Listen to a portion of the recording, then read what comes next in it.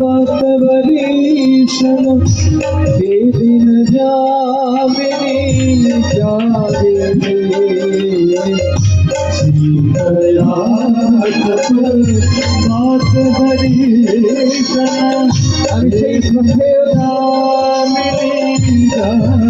আমি সেই প্রখর শীতের মধ্যে বর্ষার মধ্যে প্রখর রৌদ্রের মধ্যে যে মায়ের সেবা করে গেছে, কি হয়েছে তার ফল বলছেন দেখুন।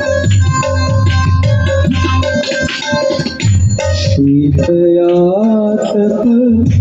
बातवरीशन ए दिन जामिनी जागे रे। शीतयातक बातवरीशन ए दिन जामिनी जागे रे। विफले सेविनो কৃপণ দুরজনা, বিফলে সেবিনো কৃপণ দুরজনা, কৃপণই তো বটে। যিনি আমার সবকিছু পূর্ণ করতে পারেন তিনি না ধনী, আর যিনি আংশিক একটু আধটু জিনিস পূরণ করেন তিনি তো ধনী হতে পারেন না, তিনি তো কৃপণই বটে।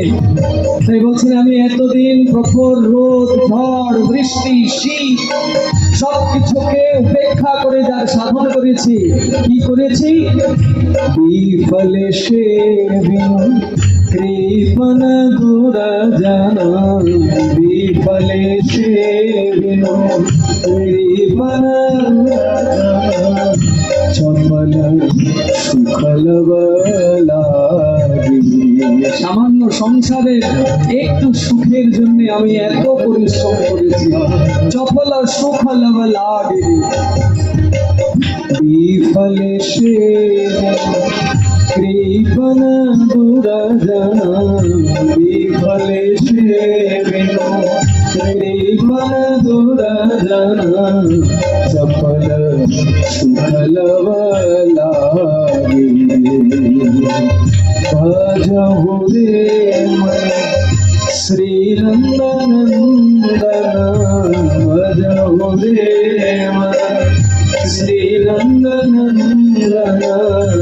অভয় চরণার বিন্দরে, অভয় চরণার বিন্দরে। ধন যৌবন পুত্র পরিজন, ইথে কি আছে পরতি তেরে। এই কলমটা আমাদের জন্যই চালিয়েছেন রবীন্দ্রনাথ কবিরাজ। কি বলছেন? এ ধন যৌবন পুত্র পরিজন, ইথে কি আছে পরতি রে।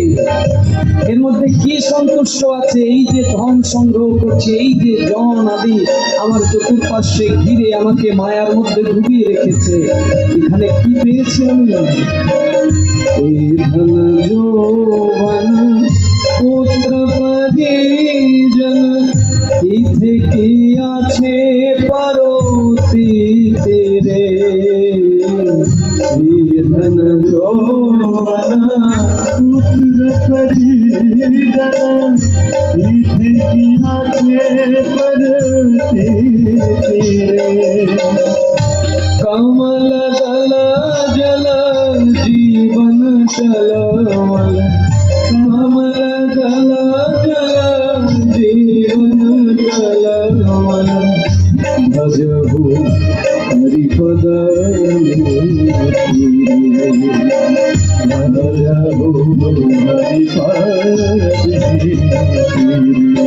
সেই পদ্ম পাতার জলের মতো আমাদের জীবন।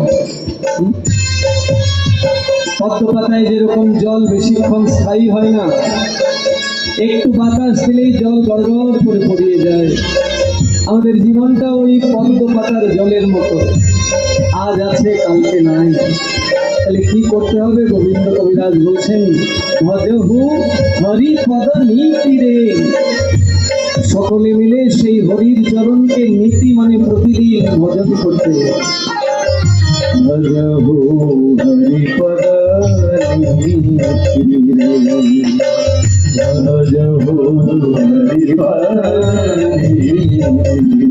কিভাবে তার ভজন করবো? বলছেন, আমি যে বলছি হরির চরণ প্রতিদিন ভজন করতে, কি করে করবে জানো? শ্রবণ কীর্তন স্মরণ বন্দন পাদ সেবন দাসরে। শ্রবণ কীর্তন, এই যেটা করছি এখন আমরা, শ্রবণ করছি না ভগবানের কথা? শ্রবণ কীর্তন পাদ সেবন স্মরণ বন্দন পাদ সেবন দাসরে। স্মরণ করা কাকে? ভগবানকে। যখন ভগবানের নাম করছি জপমালাতে হরে কৃষ্ণ, শুধু নাম করা নয়, যার নাম করছে তাকে এখানে এনে স্মরণ করা, তার লীলা স্মরণ করা, তিনি কি কি করেছেন এই জগতে এসে, এই সব কিছুকে স্মরণ করা, এটাই ভজন। ভজন আর কিছু নয়। আমি এমনি মালাতে লক্ষ হরিনাম হয়ে গেছে, কিন্তু শুধু নামই পেনেছি, একবারও নামীর কথা ভাবিও নাই, নামীকে চোখের সামনে আমিও নাই, নামীর লীলা একটাও স্মরণ করে নাই, কেবলই নাম সংখ্যাকে টেনেছি। নাম অক্ষর বাহিরায় বটে, নাম কবু নয়। গোবিন্দ কবিরাজ বলছেন, শ্রবণ কীর্তন স্মরণ বন্দন পাদ সেবন দাসরে। শ্রবণ কীর্তন স্মরণ বন্দন পাদ সেবন দাসরে। पूजन सखी जना आत्मनिवेदन, पूजन सखी जना आत्मनिवेदन। गोविंद दासय अभिलाष, गोविंद दास अभिलाष। भज हरे श्री नंदनंदन, भज हरे श्री नंदनंदन। अभय चरणारविंद, अभय चरणारविंद। हरे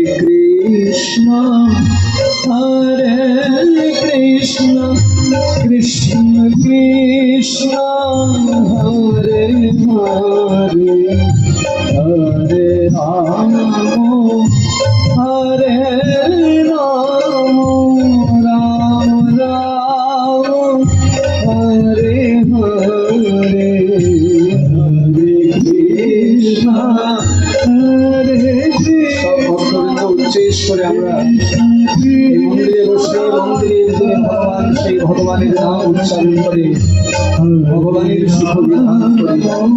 হরে রাম রাম রাম হরে হরে, হরে কৃষ্ণ হরে কৃষ্ণ, কৃষ্ণ কৃষ্ণ হরে হরে, হরে রাম হরে রাম, রাম রাম হরে হরে, হরে কৃষ্ণ হরে কৃষ্ণ, কৃষ্ণ কৃষ্ণ হরে হরে, হরে রাম হরে রাম, রাম রাম হরে হরে, হরে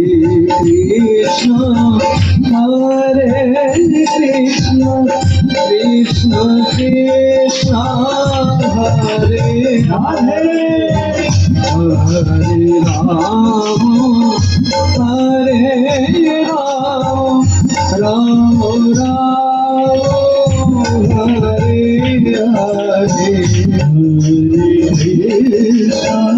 হরে কৃষ্ণ, কৃষ্ণ শ্রী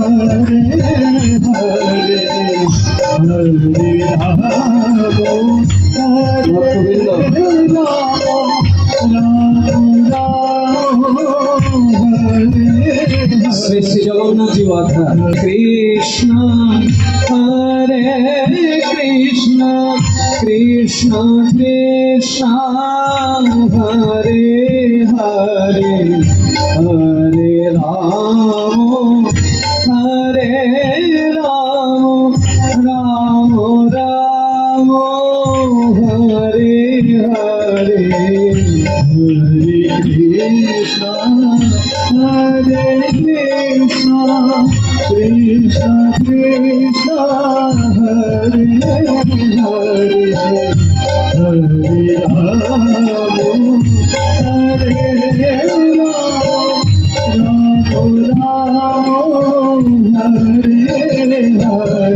হরে কৃষ্ণ কৃষ্ণ কৃষ্ণ হরে হরে হরে রাম রাম রাম হরে হরে হরে কৃষ্ণ কৃষ্ণ কৃষ্ণ হরে হরে হরে রাম রাম হরে হরে হরে কৃষ্ণ কৃষ্ণ কৃষ্ণ হরে হরে হরে রাম রাম হরে হরে হরে কৃষ্ণ কৃষ্ণ কৃষ্ণ হরে হরে হরে রাম রাম হরে হরে হরে কৃষ্ণ কৃষ্ণ কৃষ্ণ হরে হরে হরে রাম রাম রাম হরে হরে হরে কৃষ্ণ কৃষ্ণ কৃষ্ণ হরে হরে হরে রাম রাম হরে হরে হরি बोल हरि बोल हरि बोल हरि बोल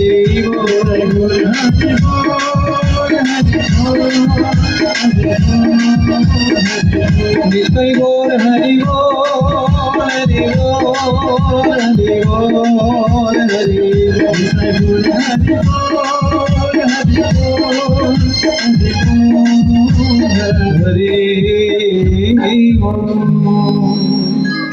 बोलो नंद नंदन जशोदा नंदन की जय बोलो राधा दामोदर जी भगवान की जय जय माता कालिका की जय जय जय श्री राधे श्याम श्री भक्त सज्जन ভুল বুঝলে কিন্তু ভুলই থাকবে সারা জীবন। এখানে মাকে কোথাও হেয় করা হচ্ছে না কিন্তু, বা মায়ের ভজন যে একদম বৃথায় গেছিল তাও নয়।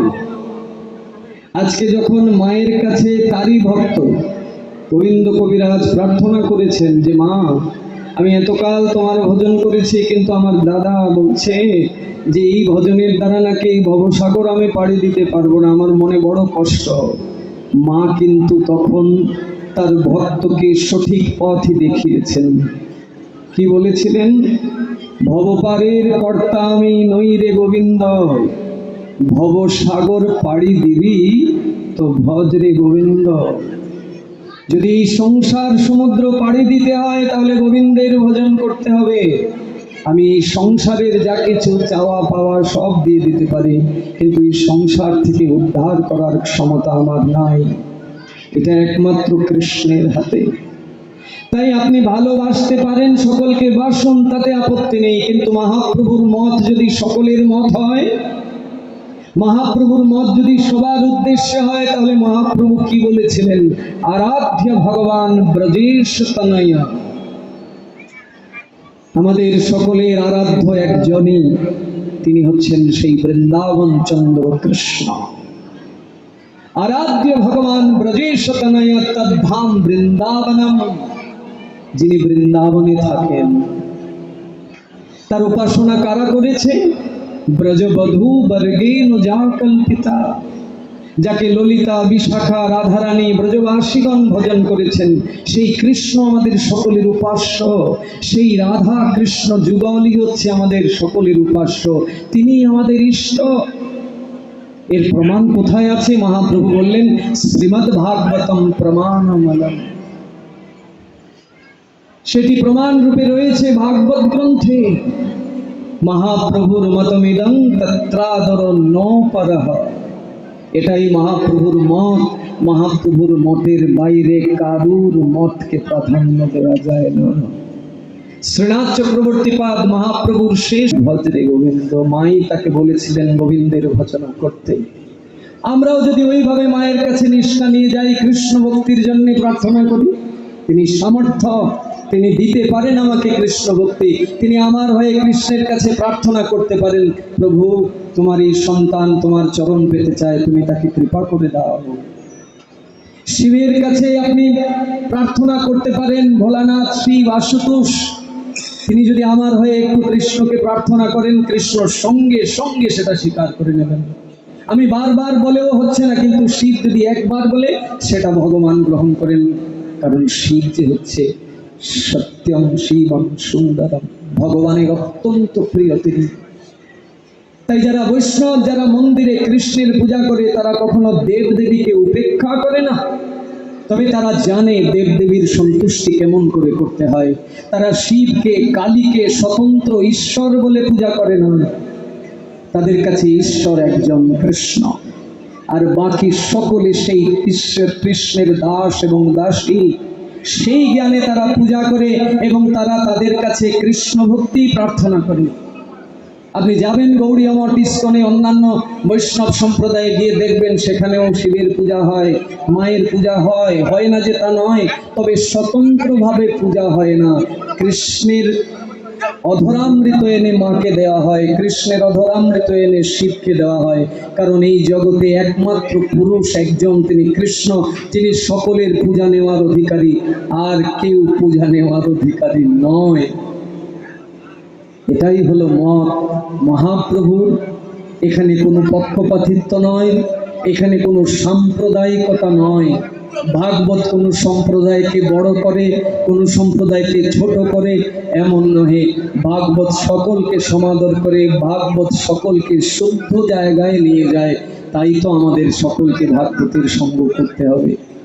ভক্তবৃন্দ কথা বললে সারা রাত চলে যাবে, আর আপনাদের মতো ভক্ত সারা রাত কথা বললেও উঠে যাবেন না। কারণ আমি দেখেছি এই জায়গায়, আমি যখন পাঠ করেছি আগে, তখন আপনাদেরকে বলেছিলাম যে দেখি বিকেল 4টায় আপনারা কজনা আসেন।